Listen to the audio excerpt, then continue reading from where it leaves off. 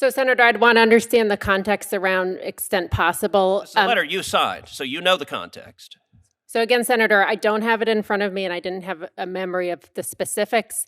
Releases need to be... Give a witness a copy of the letter, which is right there. You'll have it in front of you in about 10 seconds. You signed this letter March 19th of 2020. That was 3 years ago. You did not disclose this letter to the committee. Why did you not disclose it to the committee? So, Senator, I have no memory of signing that letter. It sounds like it was right at the start of the pandemic. So I apologize. I made every effort to try to find anything that was responsive. So I guess if you have no memory, you didn't consider it that big a deal, I'm assuming? Senator, I'm just not sure. It's not something I remember signing. I don't doubt that. All right. That Well, I want to talk about this letter because it's an extraordinary letter. This is not, I know the chairman and Senator Booker were trying to rehabilitate you by saying, well, lots of people did humanitarian release for some people incarcerated. That's true. But this letter is not within the bounds of the mainstream. This letter is actually quite extreme.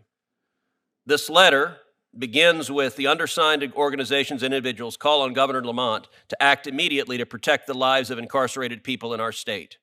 3 urgent steps are needed: the immediate release of as many people in custody as possible. 2, a moratorium on new admissions into jails and prisons. Do you think a moratorium on new admissions into jails and prisons, is that a policy you support? So, Senator, again, I don't have the letter in front of me to understand the context, but I know there were efforts to reduce new admissions, but there are obviously some people who would present a public safety risk. But your letter didn't say that, and I want to read from this letter because it is an astonishing letter.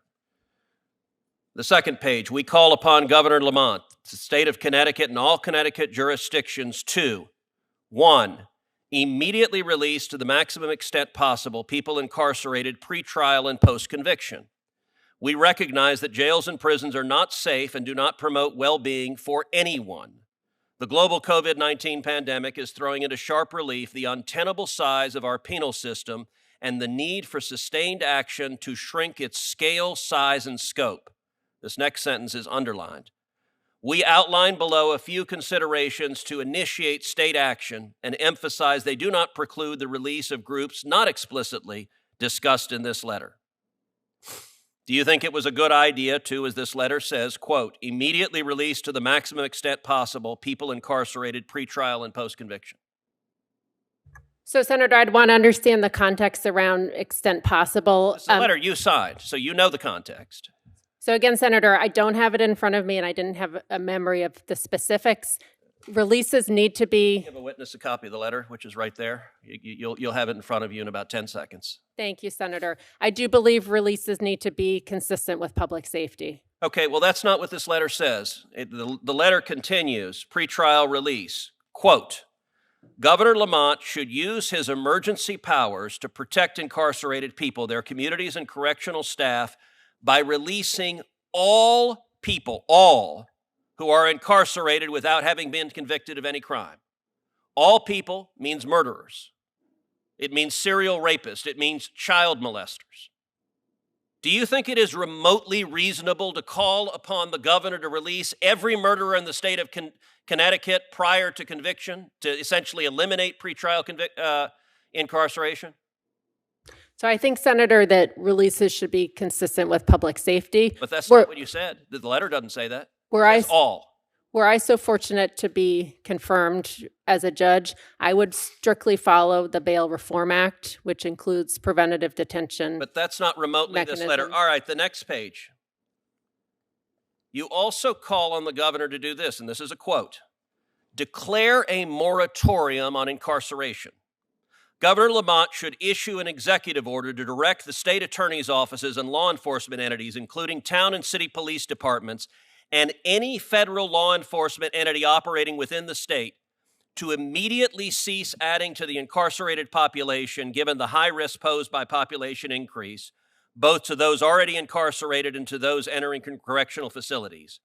Public officials with authority to set bail, including judges, and you're nominated to be a judge, bail staff and police officers should maximize release on personal recognizance. Do you think it is a good idea to declare a moratorium on incarceration and to say in Connecticut, we are no longer arresting anybody? Because that's what your letter says. So, Senator, as I heard it, it was urging a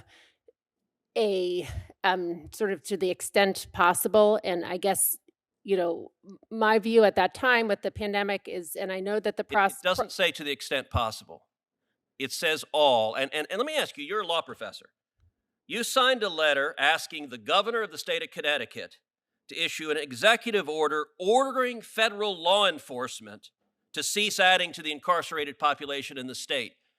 Is there any plausible constitutional justification for a governor ordering the feds, you are no longer allowed to incarcerate anyone in our state? I would assume, Senator, that was a reference to using state No, facilities. doesn't say that. So again, Senator, I think that this appears to be a letter that was So lots of people signed something kooky, but lots of people haven't been nominated to be a judge. The last thing you say is you call on Connecticut to release illegal aliens and not refer them to ICE, to release them all. Is that a policy you support, releasing every illegal alien as well, in addition to releasing murderers and rapists and child molesters? So, Senator, I think the letter, it sounds like, was at the start of the pandemic and was looking at potential solutions that the systemic type code within the jails that's threatening both people incarcerated as well as staff. I will say, were I fortunate to be confirmed, I would treat very seriously the laws, the statutes that Congress has written that govern findings of Supreme Court for the Second Circuit. 3 years ago, you did not.